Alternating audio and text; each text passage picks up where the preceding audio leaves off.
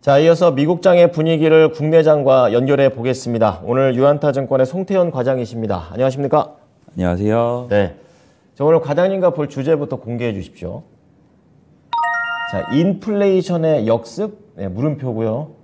소비자 물가지표 CPI에 주목하자. 이번 주에 가장 중요한 또 내용이 되겠습니다. 미국 시장은 나스닥 중심으로 또 하락을 했는데요. 분위기 어땠습니까? 사실 인플레이션의 역습이라고 말씀드렸는데 네. 그 정도까지는 아니고요. 네. 다만 이제 다시 한 번 더 시장에서 인플레이션 관련돼서 주목도가 올라가고 있기 때문에 그러한 부분이 오늘 저녁에 나오게 되는 미국의 CPI 지수를 한번 보자. 네. 라는 부분으로 일단 말씀을 드렸다라고 좀 보시면 될 것 같고요. 네. 사실상 이제 인플레이션 관련돼서 파월 의장이 디스인플레이션을 이야기를 하게 되면서 네. 이제 인플레이션은 뭐 끝났어라고 대부분 생각을 하고 계실 텐데 그것이 이제 QE 기준으로 한 번 더 올라올 수 있게 될 수 있는 부분이 생기게 됐고 네. 거기에 따라서 미국의 통화 정책이 다시 한 번 더 불확실성이 이제 생기게 되는 이러한 부분이 지금 전개가 되고 있기 때문에 네. 이 부분을 한번 체크가 필요하게 되고 확인한 이후에 다시 한 번 더 주식 비중을 늘리시는 이런 과정이 필요하지 않나 이렇게는 좀 생각되고 있습니다. 네. 자, CPI 지표가 이제 내일 저녁인데요. 우선은 경제 지표부터 좀 하나씩 좀 체크해 보겠습니다. 미시간 대학교에서 이제 소비자들의 심리 상태를 좀 볼 수 있는 지표를 보여줬는데요. 어떻게 나왔습니까? 네, 미시간대 소비 심리 지수는 전월 대비 좋아졌습니다. 64.9에서 66.4를 기록을 하게 되면서 월스트리트저널 수치보다도 좋았었던 부분이 있었었는데 네. 여기에 함께 나오게 되는 것이 이제 기대 인플레이션 값이었었거든요. 이게 낮아져야 되는 거죠? 원래 계속적으로 낮아져야지만 사실상 1년 이내에 얼마만큼이나 이제 인플레이션 수치가 올라갈 것인지 이런 부분을 나타내는 수치이다 정도로서 보시면 될 것 같은데 네. 1년 기대 인플레이션의 중간값이 원래 3.9%였는데 4.2%로 올라오게 되는 이 다시 오히려 이 수치가 증가하게 되는 이런 부분이 있었다라고 보시면 될 것 같고요. 네. 5년 기대 인플레이션 같은 경우에는 2.9%를 유지를 하게 되면서 장기적으로는 그렇게 크게 문제가 되지 않는데 단기적으로는 조금 불안해질 수 있겠구나. 이렇게 일단은 수치를 보고 이제 해석을 해볼 수 있는 것 같아요. 예. 이 미시간대에서 나온 이 의견을 보게 되면요. 이 단기 기대 인플레이션의 불확실성이 최근 높아지게 됐고 눈에 띄게 상승을 하고 있다라고 이야기가 나왔던 부분이 있었었고요. 이러한 흐름은 사실상 이런 경제 지표 제외한다 하더라도 네. 중고차 가격 지수에서도 사실 계속적으로 상승이 나오게 되는 이런 부분이 있어서 더욱더 신빙성을 주게 되는 부분이다라고 보시면 될 것 같은데 이 메나임 1월 중고차 가격 지수를 보게 되면은 네. 사실 이게 금요일 날 발표된 건 아니었어요. 그 전에 발표가 됐었었는데 이 전월 대비 2.5%가 오히려 상승을 하게 되는. 그러니까 중고차 가격이 올랐다라는 거는 네. 수요가 있다는 겁니다. 계속적으로 수요에 대한 부분이 네. 다시 한 번 더 이제 나오기 시작을 했다라고 보시면 될 것 같고요. 소리군요. 차값이 좀 많이 싸졌잖아요. 그렇죠. 그러다 보니까 다시 한 번 더 이제 수요가 접근을 오게 하는군요. 되고 그 다음에 가격이 오히려 올라가게 되는 이런 부분이 진행이 됐다고 보시면 될 것 같고요. 네. 중고차 가격이 인상이 되게 되면은 결국은 그것은 인플레이션에 영향을 미치는 거 아니냐? 그렇죠. 라는 부분으로 연결을 지어볼 수 있기 때문에 이러한 부분을 조금 우리가 이번 CPI에서 과연 얼마만큼이나 정말 반영이 되는지 네. 이 부분을 좀 봐야 되지 않나라고 생각이 되고 있습니다. 그래서 이제 10년 국채 수익률을 보게 되면요. 일단 10년 국채 수익률이 5.5bp가 올라오게 되면서 3.7%를 이제 넘는 모습을 보이게 되고요. 네. 2년물 국채 수익률은 1.6bp가 빠지기는 했습니다만 그래도 4.5bp를 이제 기록을 하게 되면서 계속적으로 이제 이 금리 상황이 요즘 올라가고 있는 이런 추세를 보이고 있다라고 좀 보시면 될 것 같고요. 네. 이 패트릭 하커 필라델피아 연준이 같은 경우에도 연준이 5% 이상 금리를 올린 이후에 중단을 해야 된다라고 얘기를 하게 됐는데 네. 올해는 금리 인하를 하지 않겠지만 인플레이션을 2%로 되돌리려면 몇 년은 걸릴 것이다 라고 얘기하면서 결국은 통화정책 관련돼서 오랜 기간 고금리의 통화 정책을 그렇죠. 사용할 가능성이 계속 높다라는 부분을 이제 이야기를 해주고 있습니다. 그렇군요. 그래서 이런 부분이 이제 진행이 되다 보니까 월가에서는 또 어떻게 생각을 하는지 이 부분도 중요하게 될 텐데 네. 먼저 첫 번째로 이제 벤리온 캐피탈에서 보게 되면은 여러 선행 지표들이 엇갈린 신호를 보내면서 향후 금융시장 불확실성이 상당히 커진 상태이다라고 얘기를 하고 있습니다. 이 시장 참가자들의 전망을 확신하지 못한다는 것을 두고만 봐도 이것은 물론 부정적인 영향에 해당될 수밖에 없다. 악재군요. 즉 전망이 불확실성해지니까 이건 결국 안 좋은 거다라고 이제 얘기를 하고 있는 거고요. 이 BMO 캐피탈은 이 당사는 23년 인플레이션 전망치를 3.9%에서 4.2%로 상향 조정을 한다라고 얘기를 합니다. 네. 이 인플레이션이 빠르게 하락하지 않는다는 것은 미 연준 통화 정책 결정에 부담을 줄 수밖에 그렇겠죠. 없을 네. 것이다라고 의견을 표명을 하게 되면서 전반적으로 지금 이러한 이제 연준의 통화 정책이 이제 금리 인하가 곧 오게 될 것이다, 끝나게 될 것이다. 라는 부분에 초점이 맞춰지게 되면서 기술주의의 상승을 보였었는데 이러한 부분이 지금 근간이 조금은 흔들릴 수도 있는 부분이 생기고 있다라고 이제 이야기를 하고 있는 겁니다. 그래서 요거를 한번 좀 지켜봐야 되지 않나라는 뭐 생각이 들고 있습니다. 네. 자, 미시간대 소비자 심리 지수를 시작으로 해서 시장의 이런 판단들을 보게 되면서 어떤 걸 우리가 봐야 될지 좀 체크를 해봤고요. 자, 이어서 유가 좀 체크하겠습니다. 러시아가 좀 단독 행동하고 있는데 이것 때문에 유가도 많이 좀 올랐고요. 이런 부분이 어떻게 해석을 해야 되는지 좀 궁금하더라고요. 네, 유가가 사실 오르게 되면 네. 이것도 역시 인플레이션이죠. 그렇죠. 네. 네, 이 두 가지가 사실 지금 같은 거네요. 이제 올라가게 네. 만들어주게 되는 인플레이션을 이것 때문에 사람들이 인플레이션 이번 달 수치는 생각보다 조금 못 가는 거 아니야? 라고 이제 생각을 하고 있다라고 보시면 될 것 같고요. 이 금리 인상의 확률 같은 경우에도 네. 뭐 이미 다음 이제 이 연준 회의에서는 25pp가 당연하다라고 이제 얘기가 나오고 있지만 그러고 있죠. 그 다음 5월달 이제 FOMC 회의에서도 25pp를 인상을 할 것이다가 지금 75% 정도 되고 있거든요. 또 올린다는 거죠. 계속 이제 네. 금리 인상에 대한 확률이 올라가고 있다는 것은 뭐 불안하다는 걸 의미를 할 수 있는 것 같고요. 예. 일단은 유가를 보게 되면 2%가 상승을 하게 되면서 이제 79달러까지 다시 한 번 더 올라오는 모습을 보이고 있습니다. 네. 말씀하신 것처럼 이제 알렉산드르 노박 러시아 부총리는 러시아는 자발적으로 3월에 하루에 50만 배럴의 원유 생산을 줄이게 될 것이다 라고 얘기를 하게 됐고요. 얼마 전 보게 되면 EU하고 이제 G7에서 이제 러시아 석유 관련돼서 금수 조치 취했잖아요. 네, 맞아요. 그런 부분이 이제 문제가 되게 되면서 우리 여기에 대한 이제 우리의 대응이다. 보복 같은 거. 예, 라고 얘기를 하고 있습니다. 그래서 발렌다라 에너지 파트너스 같은 경우에는 네. 러시아는 가격을 낮추는 것보다 물량을 줄임으로써 우리가 생산량을 포기하겠다는 신호를 보내고 싶어 한다.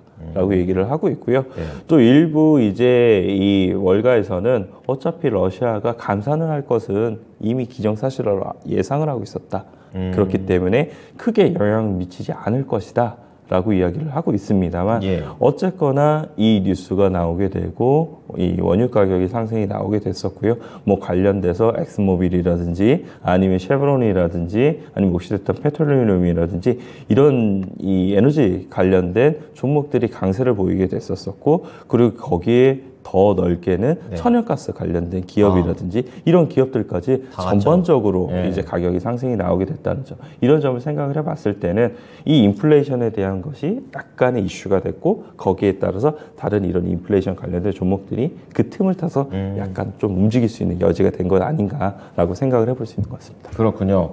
자, 에너지와 관련된 내용 다뤄봤고요. 이날은 또 테슬라를 봐야 됩니다. 계속 오르다가 결국에 이제 마지막에 이렇게 딱 하면 5% 밀렸는데요. 어떤 악재가 있었나요?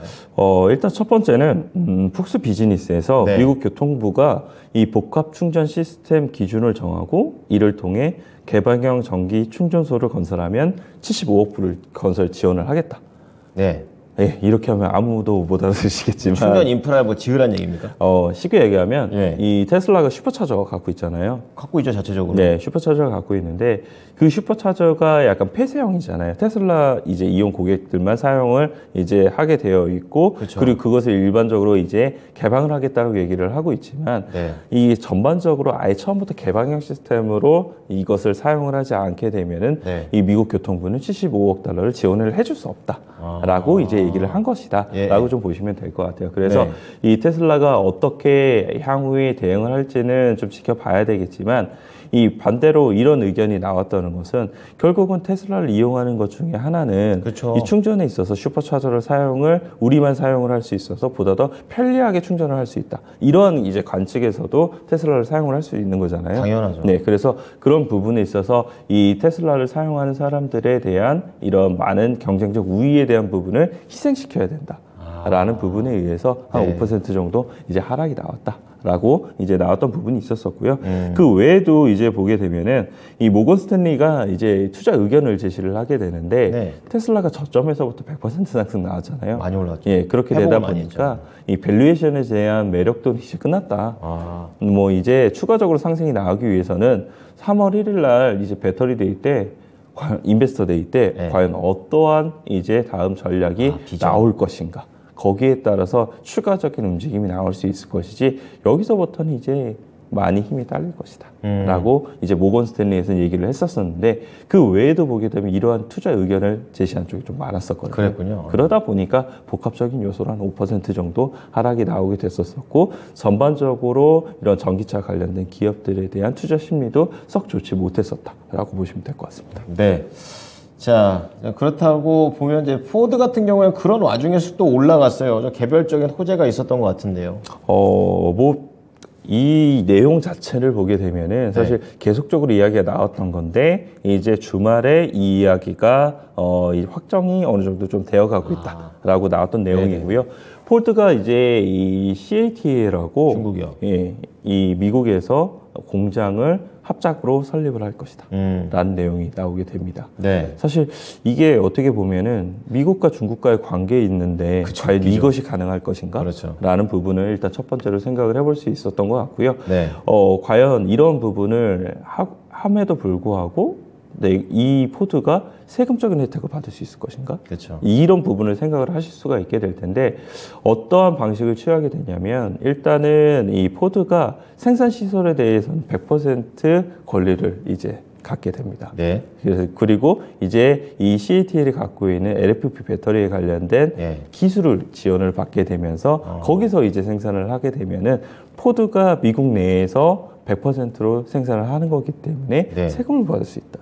그 세금적 혜택을 받을 수 있다. 그냥 기술만 가져오는 거군요. 네, 그렇게 이제 협력을 하게 될 것이다라는 로이터 이제 통신에서 보도 내용이 나오게 됐는데요. 네. 이르면은 이번 주 안에 이런 부분이 오피셜리하게 이제 발표가 나오게 될 것이다라고 이야기가 나오고 있습니다.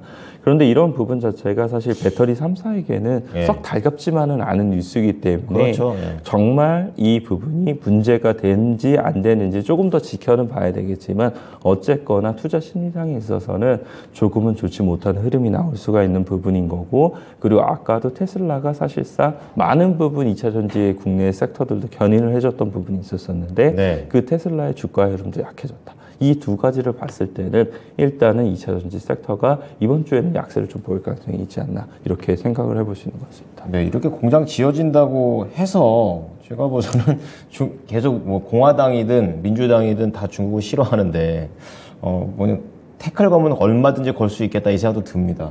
자, 그럼 마지막으로 반도체 얘기 좀 간략하게 들어보겠습니다. 네, 반도체도 좋지 못했어요. 맞아요. 사실. 예, 뭐 비테크라든지 그렇더라고요. 기술주가 좋지 못했으니까. 네. 필라델피아 반도체 지수도 한 1.58% 정도 하락이 나왔었는데 미주오의 투자 의견이 눈에 띄어서 좀 가지고 왔다라고 보시면 될 것 같습니다. 나왔네. 이 메모리의 수급 균형 회복이 예상보다 빠르게 진행이 되고 있다. 좋게 말했네요. 예, 라고 이야기를 하고 있습니다. 예. 메모리 재고는 1분기 때 고점을 기록하고 이제 정상화의 단계에 진입할 것이며 따라서 메모리 기업들은 1분기 때 이 저점으로 해서 반등이 나오게 될 것이다. 이게 시기가 조금 당겨졌잖아요. 원래 2분기잖아요.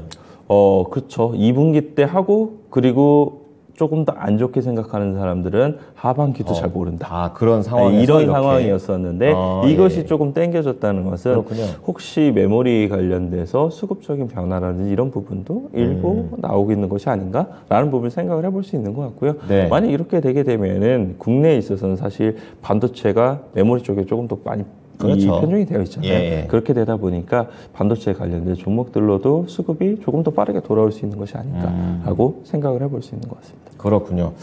자, 지금 반도체가 도대체 언제 시기가 회복되는 시기가 돌아오느냐에 대한 부분 조금은 좋은 관점에서의 리포트를 좀 봤습니다. 자, 이어서 연결고리 오늘의 종목으로 들어가 보겠습니다. 자, 오늘의 종목은요. 예, 정유가 되겠습니다. S-오일인데요. 아무래도 뭐 러시아 효과를 오늘 좀 받을 것으로 보시나요? SOE를 가지고 온 거는 네. 일단은 오늘은 원자재 관련된 기업들이 전반적으로 좀 움직일 수 있을 것 같다라는 원자재로. 이제 생각이 들었었는데 네. 사실 정유 쪽이 미국 시장이 상당히 좋았었는데 국내에서 움직일 수 있는 정유사를 선택을 할 수 있는 게 몇 개 없었었고요. 네, 세계적인 그 중에 맞아요. 하나를 이제 선택을 했다라고 보시면 될 것 같고 사실상 주가에 대한 탄력도 자체는 훨씬 다른 종목들이 좋겠죠. 그렇겠죠. 뭐 조금 더 작은 종목들이 훨씬 더 좋을 수는 있기는 할 텐데 제가 투자의 아이디어를 어디서 갖고 왔는지를 좀 보셨으면 좋겠다라고 말씀을 좀 드리고 싶습니다. 그리고 아까 천연가스에 대한 가격에 대한 부분보다도 천연가스 관련된 기업들이 막 움직였었잖아요. 맞아요. 그런 부분이라든지 아니면은 이제 이 곡물이라든지 이런 가격도 사실상 움직였던 부분이 있었었거든요. 그래서 관련된 기업들이 오늘 전반적으로 조금씩 움직일 수 있을 테니까 네. 오늘 이런 기술주라든지 아니면 반도체 2차전지 섹터가 쉬게 되면은 이쪽으로 수급이 돌게 되면서 여기서 매매할 수 있는 여지가 충분히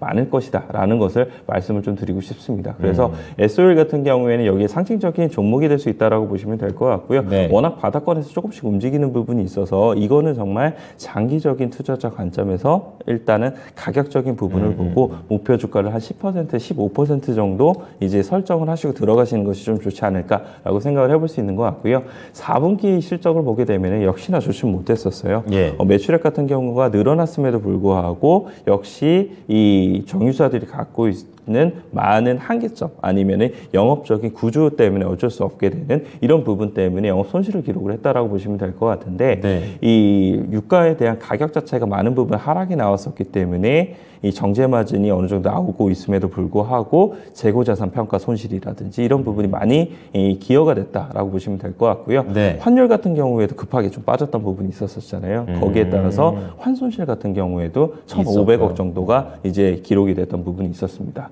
그리고 4분기가 되게 되면은 웬만한 기업들이 일시적인 비용을 대부분 떨게 되어 있거든요. 그렇죠. 그래서 관련돼서도 한 600억 정도의 일시적 비용이 이제 이 기록이 되었다는 점. 그런 점을 모두 종합적으로 생각을 해봤을 때는 1분기 때는 많은 높은 확률로 이제 실적이 턴어라운드가 가능을 하게 될 거고 그렇게 되면은 주가 역시도 4분기를 저점으로 해서 네. 턴어라운드 하면서 나올 가능성이 상당히 높아 보입니다. 하지만 목표 주가 자체가 높지 않다는 점은 꼭 명심을 하시면서 내가 그냥 대형주로서 조금 긴 시간을 길게. 가지고 이제 트레이딩을 하시는 분들이라면 SOL도 괜찮지 않을까 이렇게 생각이 되고 있습니다. 그럼 목표가 한 9만 얼마예요? 그럼? 한 지금은 95,000원권을 일단 목표 주가로 삼고 있습니다. 네. 자, 오늘 이제 지난주 금요일 시장 때 원자재 관련된 종목들, 그러니까 정유, 그리고 러시아 또 이것 때문에 곡물 이 두 가지가 크게 좀 움직였었거든요. 여기에서 투자의 힌트를 얻은 것이고요. 또 만약에 SOL 자체의 매력을 좀 더 느끼시는 분들이라면 장기 투자, 목표가 95,000원 정도 높지 않습니다. 이 부분 생각해 보시면서 대응해 보시기 바랍니다. 감사합니다. 네, 감사합니다. 네. 네, 지금까지 유한타 증권의 송태현 과장의 의견이었습니다. 자, 지금까지 투자 판단에 도움이 될 수 있는 정보를 제공해 드렸습니다. 하지만 특정 종목의 상승과 하락을 보장하지는 않으니까요. 참고해 주시기 바랍니다. 자, 이번 주도 기분 좋게 시작하십시오. 고맙습니다.